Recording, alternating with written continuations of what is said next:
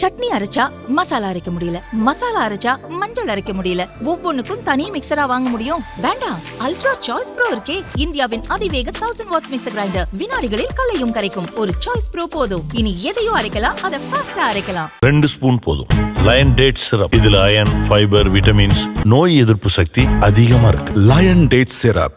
தமிழகத்தில் ஒரு வாரம் மேலாக பரவலாக நல்ல மழை பெய்து வரும் நிலையில் 19ஆம் தேதி வரை இந்த கனமழை நீடிக்கும் என்று சென்னை வானிலை மையம் அறிவித்துள்ளது. அதன் அறிக்கை: தெற்கு ஆந்திரா மற்றும் அதனை ஒட்டிய பகுதிகள் மேல் ஒரு வளிமண்டல கீழடுக்கு சுழற்சி நிலவுகிறது. அதேபோல் தென்கிழக்கு அரபிக்கடல் மற்றும் அதனை ஒட்டிய வடக்கு கேரளா கடலோர பகுதிகள் மேல் இன்னொரு வளிமண்டல கீழடுக்கு சுழற்சி நிலவுகிறது. இதன் காரணமாக தமிழகம், புதுச்சேரி, காரைக்கால் பகுதிகளில் இடி மின்னலுடன் கனமழை கொட்டி தீர்க்க வாய்ப்புள்ளது.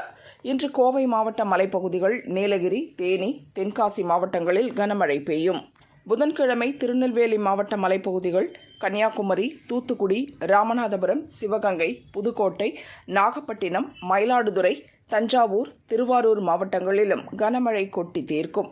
வியாழக்கிழமையை பொறுத்தவரை கோவை மாவட்ட மலைப்பகுதிகள், கன்னியாகுமரி, தூத்துக்குடி, திருநெல்வேலி, தென்காசி, விருதுநகர், மதுரை, ராமநாதபுரம், சிவகங்கை, புதுக்கோட்டை, தஞ்சாவூர், திருவாரூர், நாகப்பட்டினம், மயிலாடுதுறை, கடலூர், நீலகிரி, தேனி, திண்டுக்கல் மாவட்டங்களில் கனமழைக்கு வாய்ப்புள்ளது.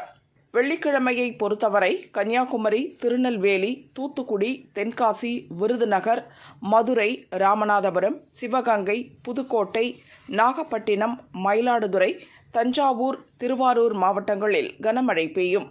சனிக்கிழமையை பொறுத்தவரை கோவை மாவட்ட மலைப்பகுதிகள், நீலகிரி, கன்னியாகுமரி, திருநெல்வேலி, தூத்துக்குடி, தென்காசி, விருதுநகர், மதுரை, ராமநாதபுரம், சிவகங்கை, புதுக்கோட்டை, நாகப்பட்டினம், மயிலாடுதுறை, தஞ்சாவூர், திருவாரூர், கடலூர், தேனி, திண்டுக்கல் மற்றும் புதுச்சேரி, காரைக்கால் பகுதிகளில் கனமழைக்கு வாய்ப்புள்ளது. ஞாயிற்றுக்கிழமை கோவை மாவட்ட மலைப்பகுதி, நீலகிரி, கன்னியாகுமரி, திருநெல்வேலி, தூத்துக்குடி, ராமநாதபுரம், சிவகங்கை, புதுக்கோட்டை, தஞ்சாவூர் மாவட்டங்களில் கனமழை பெய்யக்கூடும். சென்னையை பொறுத்தவரை அடுத்த 48 மணி நேரத்துக்கு வானம் ஓரளவு மேகமூட்டத்துடன் காணப்படும். ஓரிரு இடங்களில் இடி மின்னலுடன் மிதமான மழை பெய்ய வாய்ப்புள்ளது. கனமழை அறிவிக்கப்பட்டுள்ள பகுதிகளில் 24 மணி நேரத்தில் 115 மில்லிமீட்டர் வரை மழை பதிவாக வாய்ப்புள்ளது என்று வானிலை மையம் கூறியுள்ளது.